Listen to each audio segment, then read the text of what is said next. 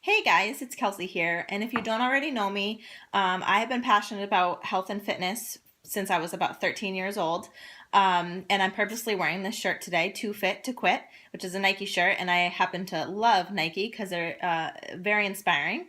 And I have an extensive education in exercise and exercise psychology. So I'm not an expert, but I have gotten a little bit of the best of both worlds.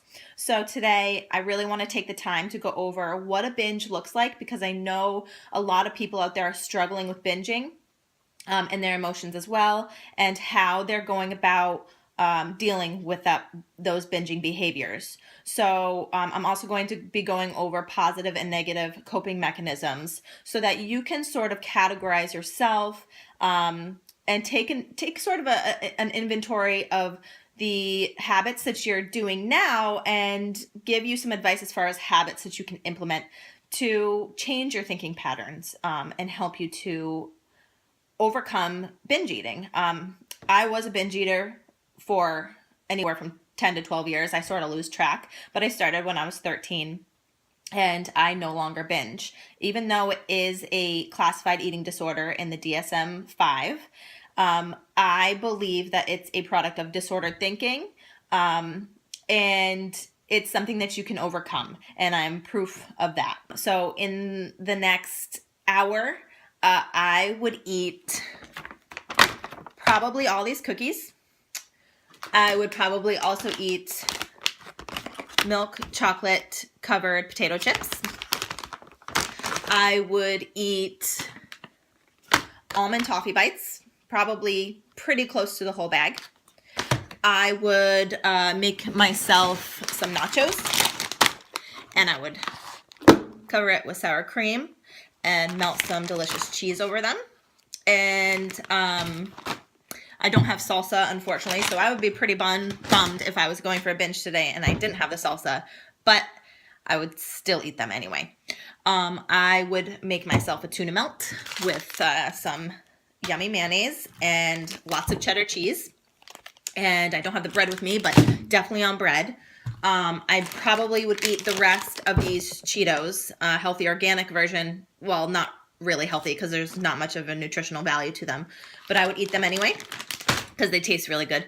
And then I might make myself some mac and cheese, although it would be a lot of work on a full stomach.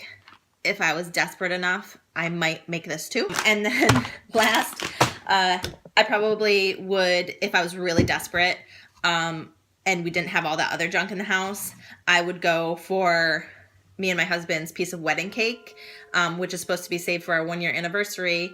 And that would be really sad because then I would lie about it. And I would say that I didn't really eat it and I don't know where it went, but I wouldn't say it until a week before our 1-year anniversary. Some negative coping mechanisms that you might use to deal with the stress and emotional stress of binging are getting tattoos. Okay, going out and trying to recreate yourself, such as dyeing your hair. I do have a Nike tattoo, and I used to dye my hair a lot. But I can tell you that's not going to help you solve the problem. You're going to try to recreate yourself and be somebody who you're really not. And so I would recommend that you steer clear from those behaviors, although the temptation is still going to be there. So another one would be framing someone who you really admired and the body type that you wanted to have. So I used to do this as well. But sometimes after a binge, it can make you feel even worse, especially if you've got a long way to go until you reach your goal. Watching television drama. Stay away from the drama. It's very negative, catty self-talk. And it does not help you to shift your thinking from being critical about yourself, to loving yourself. Dieting and restricting yourself after a binge. You don't want to do that. It might work for a few days, but the binge is going to come back again. Again, you are starting with the behaviors and you want to shift from the behaviors to changing your thoughts. because the behaviors are a result of the thoughts. Smoking marijuana and drinking alcohol are also negative coping mechanisms. Keeping a stash of junk food in the house for when you do have a binge, so sort of enabling yourself and giving yourself that cheat day. If you have a binge and you have an important event to go to, skipping the event.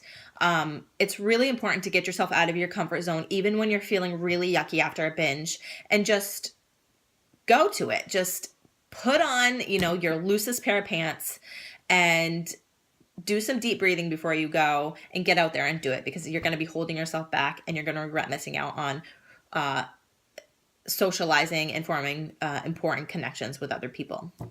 All right, so that's pretty much it for the negative, although you might have your own negative coping mechanisms that help you really deal with the emotional stress of binging and the underlying, binging is really a symptom of some underlying emotional issues. Now we want to try to shift toward the more positive coping mechanisms.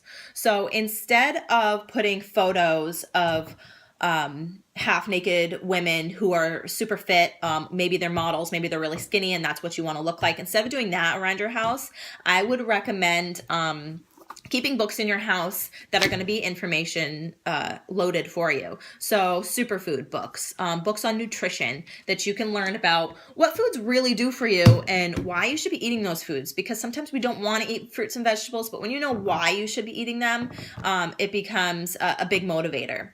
Another thing to do to help you start shifting from negative to positive coping behaviors are keep things around the house with positive affirmations. And it could be something like this, which was a gift to me. It could be a calendar of positive thoughts.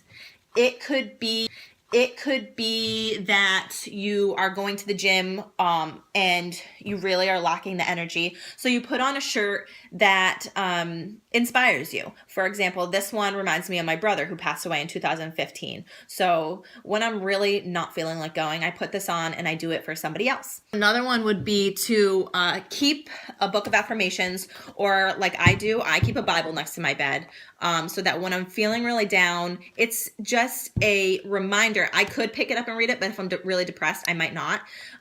So it's just a reminder, a trigger to think positively and remember who you are, because I know it and God knows it. You are worthy of love, and you can reach healing from binge eating. That is a primary list. Things that I have done are seeing a therapist. Seeing a therapist is a wonderful thing to do, because it helps you to get your thoughts and feelings out and really learn more about yourself and where the binging may have originated from.